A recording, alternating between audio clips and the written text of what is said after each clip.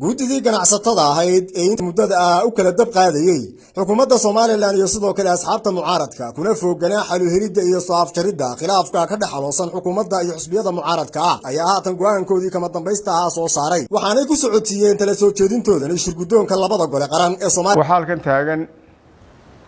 guddi ganacsatada oo isu xilqaantay xal u helidda khilaafkii siyaasiga ahaa ee timi guddigii xabad joojinta sameeyay ahaa qoladii loo bixiyay iyuuda qaybna dhinaca kale iyana hawsha kaga jireen oo markii aanu soogaanay dabadna isu nimi isla garanay markaa inaanu dadaalka midayno maadaama hawshu mid qura tahay inaan laba meelood laga wado in dadaalkii la mideeyo oo guddi qura dabadna saa ku noqotay intii arrintu dhacday sidii hawsha ayaanu u wadnay waxaanu lahayn shirar joogtaa oon kala gool ahayn habeen iyo maalin dadaal badan baanu gelinay intii awooddeeda la tashi badan baanu samaynay arrintaa markii aanu si hoose ugu gondodegnay waxaa noo soo baxday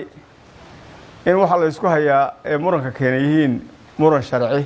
oo arrin sharci ay tahay waxa la isku hayaa sida awgeedna ay u baahan tahay xal sharci ah oo aanay ku xalismaynin xeer jajabkii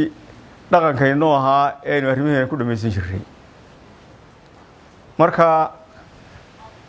caynkaa arrintaasi noqotay waxaa lagama maarmaan noqotay dee markay arrintu xeer noqoto Soomaalidu waxay tidhaahdaa garna garteeda lagu doonaa madheerna garkeeda lagu doonaa waxa xeerarka markay arrintu xeer noqoto xeerarka waxaan u leenahay hay'ado sharci baynu u leenahay oo dhinaca sharciga marka ay noqoto dee loo irkanayo oo xaggooda loo noqonayo marka waxaa lagama maarmaan noqotay in arrintii wixii anagu aanu xal u aragnay markaanu maskaxda tuujinnay la tashi badanna samaynay wixii aanu xal u aragnay oon u aragnay in arrintaa lagu furdaamin karo inaanu kula noqonno oo u celinno oo u gudbinno golayaasha sharci dejinta taasaa lagama maarmaan noqotay halkaa marka maraysa markaa waxaanu ka codsanaynaa golayaasha sharci dejinta arrintaa iyada ah inaanay ku eegin aragti mucaarid iyo muxaafid inaanay ku eegin aragti kooxeed oo aanay arrintaa ku qaybsamin inay ku eegaan aragti qarannimo oo ay u arkaan xalkii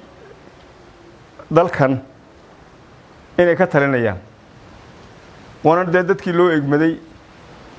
oo maxaan ku dhahay howlaha qaranka dee iyaga ayaynu u dooranno oo dadkii loo egmaday waa tihiin sidaa awgeed waxaan leeyahay oon kula dardaarmaya aada ugu adkaynayaa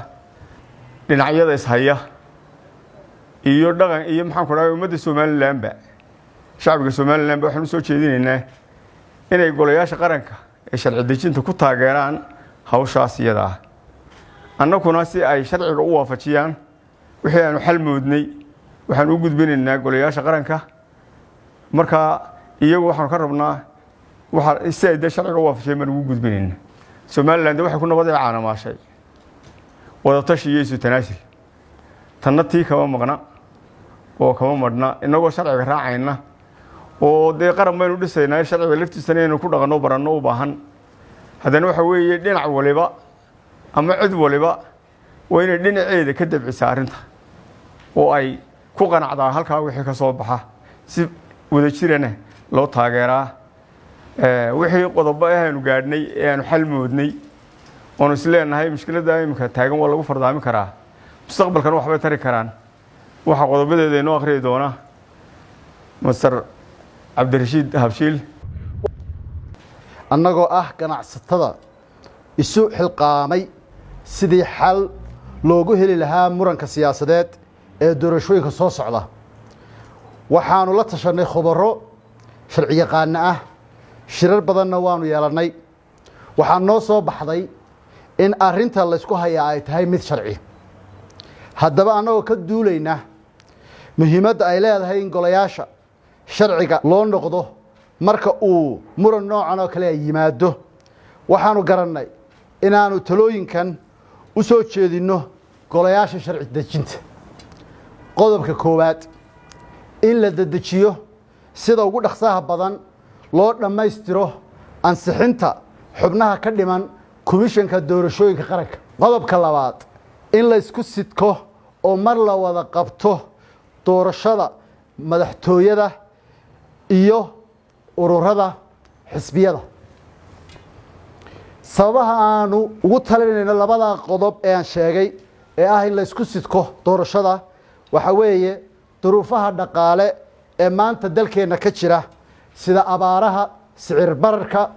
arrimahaas oo dhan waxay keenayaan in aan u aragnaa sababta ah in la isku sidko in kharashkii bixi lahaa oo inaga yaraanayo halkii laba kharash inaga bixi lahaayeen marka la isku sidko uu mid kaliya inaga baxayo waxaa sanadkii hore inoo qabsoomay oo aynu si guul inoogu qabsoomay laba doorasho oo isku sidkan oo adduunka oo dhan inagu ammaaneen oo kharashna inoo badbaadisay oo lacagtii inooga soo baaqatana waddanka wixii aynu u baahnay inaynu gelinay